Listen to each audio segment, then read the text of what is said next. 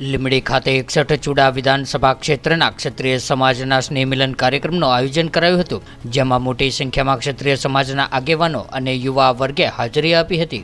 ત્યારે લીંબડી ધારાસભ્ય કિરીટસિંહ રાણા તેમજ સુરેન્દ્રનગર જિલ્લા ભાજપ પ્રમુખ હિતેન્દ્રસિંહ ચૌહાણની આગેવાનીમાં ક્ષત્રિય સમાજના સ્નેહ મિલનનું આયોજન કરવામાં આવ્યું હતું। ત્યારે લીંબડીમાં યોજાયેલ આ સ્નેહ મિલન કાર્યક્રમમાં પરસોત્તમ રૂપાલાનો વિરોધને થાળે પડતો જતો હોય ત્યારે તે પ્રકારે નજરે પડ્યો હતો અને રૂપાલાને માફી આપવાનો સૂર વ્યક્ત કરવામાં આવ્યો હતો। સમગ્ર લીંબડી તેમજ ચુડા પંથકમાં આવતા ગ્રામીણ વિસ્તારના ભાજપને સમર્થન આપતા લોકો અને ક્ષત્રિય સમાજના યુવકોએ આ સ્નેહ મિલન કાર્યક્રમમાં હાજર રહ્યા હતા, પરંતુ રૂપાલાના ક્ષત્રિય સમાજ વિશેની વાણી વિલાસને કારણે હજુ ઘણા ક્ષત્રિય સમાજમાં ભારે રોષ જોવા મળી રહ્યો છે। ત્યારે ધારાસભ્ય કિરીટસિંહ રાણાએ ઉપસ્થિત સૌ ક્ષત્રિય સમાજના લોકોનો આભાર માન્યો હતો અને અત્યારે હાલની પરિસ્થિતિ મુજબ સુરેન્દ્રનગર જિલ્લા ઉપરાંત સમગ્ર ગુજરાતમાં પરસોત્તમ રૂપાલાનો વિરોધ ચાલી રહ્યો છે, જેને લઈને ભાજપ તેને ડેમેજ કંટ્રોલ કરવાનો પ્રયાસ હાથ ધરી રહ્યો છે।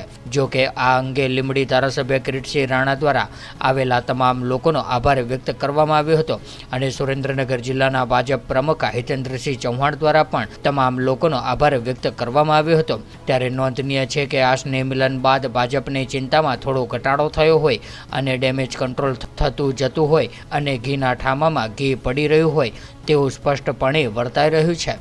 ખબર આપને બોલાવ્યા છે, મેં ચોખ્ખું કીધું છે કે ભાજપની મીટિંગ છે।